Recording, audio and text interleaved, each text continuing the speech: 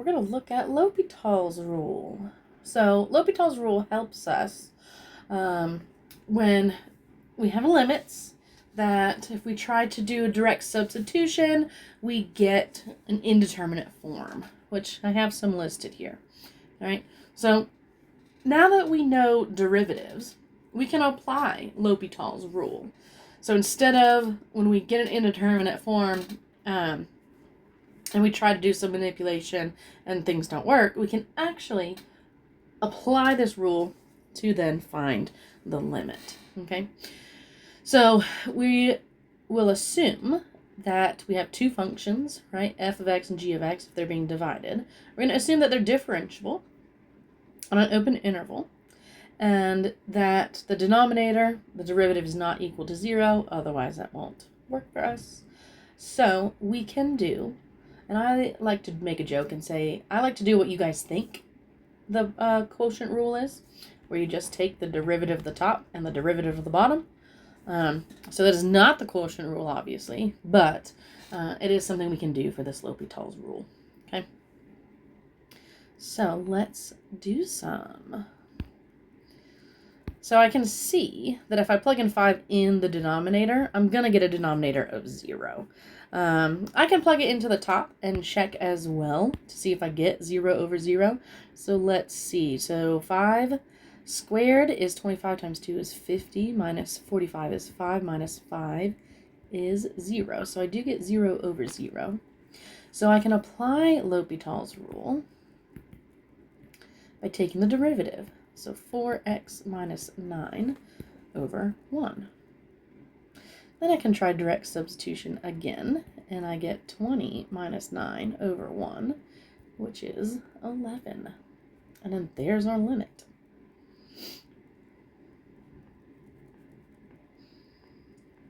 Right? If I substitute in negative 5, I get a denominator of 0.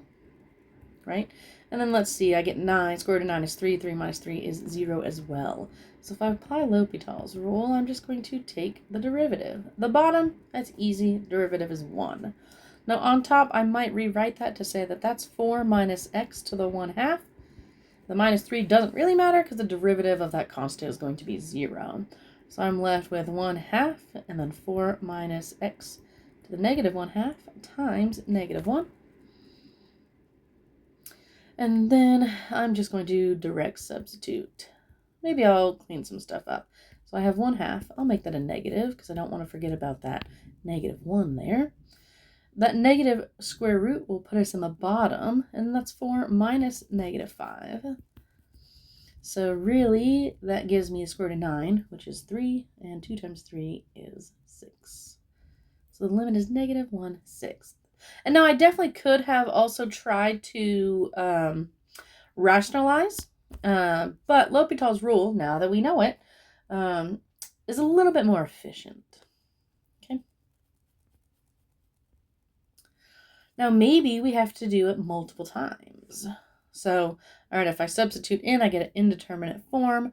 So let's go ahead and do L'Hopital's. So the derivative here is going to be 2x. And then on the bottom, it's going to be negative e to the negative x. But if I substitute in again, I'm still going to get an indeterminate form. So let's do L'Hopital's again. So I can keep going as many times as I would need to. So that's 2 over. And then I'll switch back to e to the negative x. Right? And then if I plug in negative infinity, right, it's really going to be e to the infinity, which is a really large number. But it's really 2 over a really large number, which will tend to 0. All right.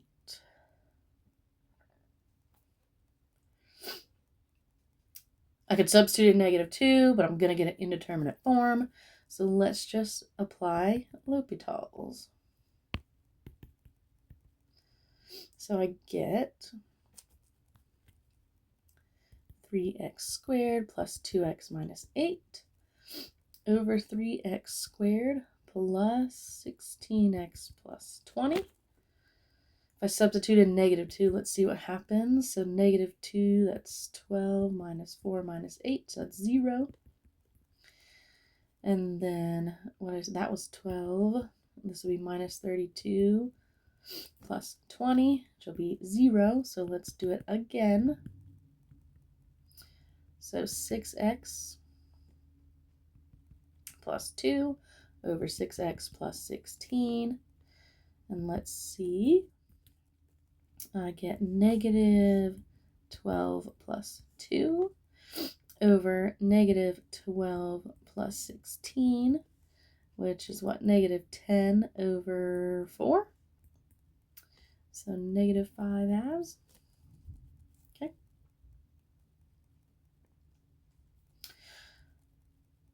All right. So I've got this function here, and we're going to assume that that is just ln of x, and then minus x, and then plus 1.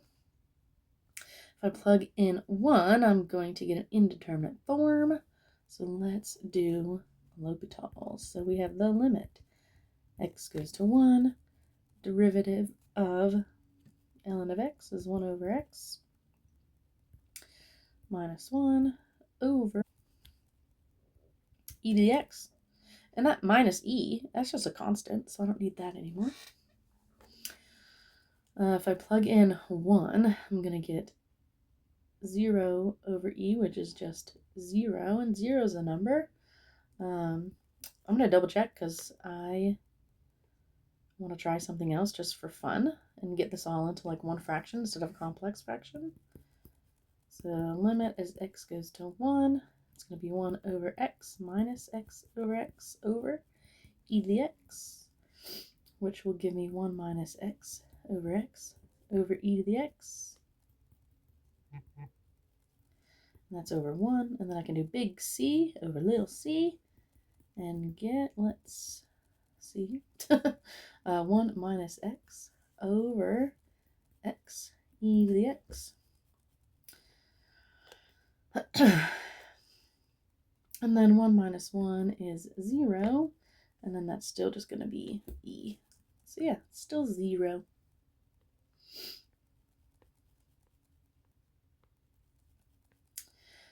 All right, the ones that go off to the infinities, still you can think horizontal asymptote and think, all right, let me look at my leading terms here. They have the same degree, so I'm looking at the ratio of the coefficients, so that's going to be 3/4. But let's check with L'Hopital's rule, right? So let's do derivatives. So that's going to give me 18x plus 10 over 24x. Still going to give me an indeterminate form, so let's go again. It's going to leave me with 18 over 24. And if I reduce that, let's see, both can be done by 6, so that's going to be 3/4, which is what I originally had because of the horizontal asymptote fact. So,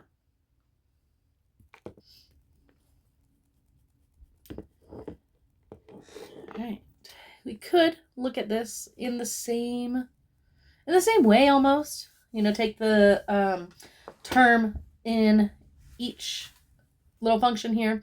It's growing the fastest and compare the growths to see what's happening. So like this first one, 4x squared is going to grow faster than the rest of them, and then an exponential is going to grow faster than the natural log.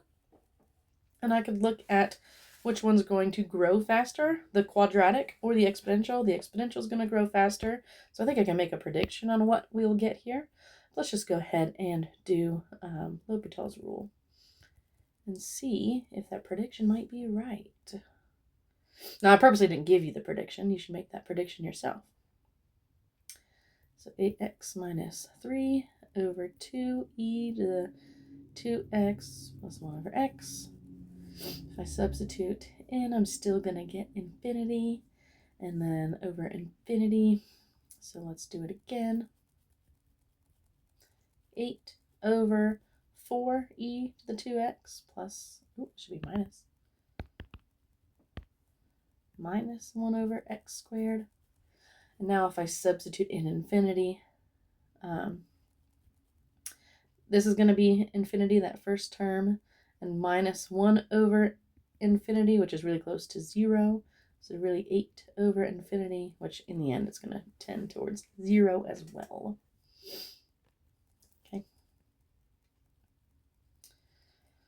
Now, this is exactly what I was just describing before, is we could keep doing derivatives here, right? So I'll just do a few and I'll show you what's happening, right? So this would be what? 2 to the x times natural log of 2 over 99x. My handwriting is awful today. 99x to the 98. And we're still going to keep getting infinity over infinity, basically until this dies out, because that exponential is always going to have that exponential part in it, right? So we got to figure out what which function is growing faster. And an exponential is always going to grow faster than a polynomial. So we would get infinity, which really is that the limit doesn't exist because of that. Going off to infinity is not it's not a real number.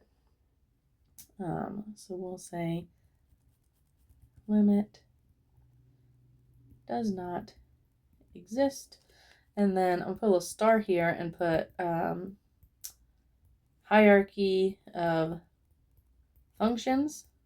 That 2 to the x is always going to be greater than x to the 99, which is why we will get infinity over a number. And that's why that limit doesn't exist. Oh, and that is all. So if you have any questions with L'Hopital's rule, let me know.